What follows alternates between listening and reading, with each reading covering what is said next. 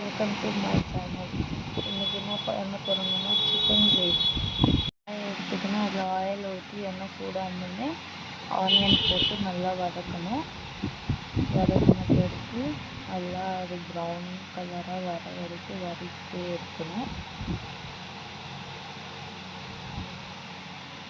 அது லைட்டாக ப்ரௌனிஷாக வந்துடும். இப்போ தட்டி இஞ்சி பூண்டு தட்டி போட்டுக்கிறேன்.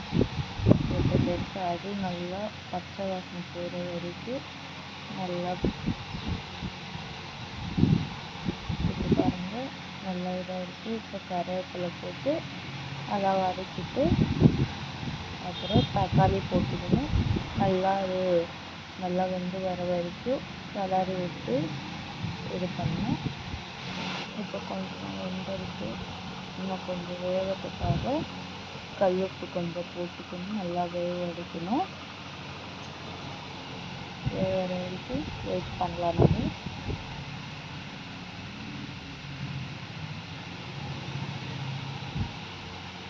இது பாருங்கள், நல்லா வெந்து மசிஞ்ச மாதிரி வந்துக்குது.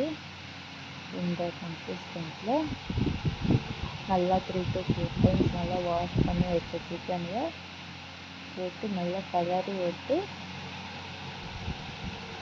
கொஞ்சம் அதே எண்ணெய் பிரிஞ்சு தண்ணி வர ஆரம்பிக்கும். இப்போ சிக்கன் மசாலா, தனியா, காரம், மிளகா தூள் ஏற்றாலும் போட்டுக்கணும். நல்லா மிக்ஸ் பண்ணிக்கணும். சிக்கன் மசாலா தூள் போட்டுக்கணும். நல்லா கலரி விட்டு தண்ணி ஊற்றி நம்மளுக்கு தேவையான தண்ணி ஊற்றிக்கணும். நல்லா மிக்ஸ் பண்ணி விட்டு பிளேட் போட்டு மூடி வைக்கணும்.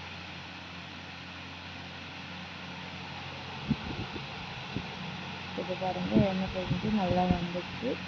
நம்மளுக்கு இது போதும்னு ஸ்டவ்வை ஆஃப் பண்ணிக்கின்னு கொத்தமல்லி தழை தேவையான அளவு போட்டுக்கின்னு ஸ்டவ்வை ஆஃப் பண்ணிக்க வேண்டியது தான்.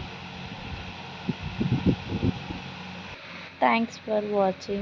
Subscribe to my channel. Please support me.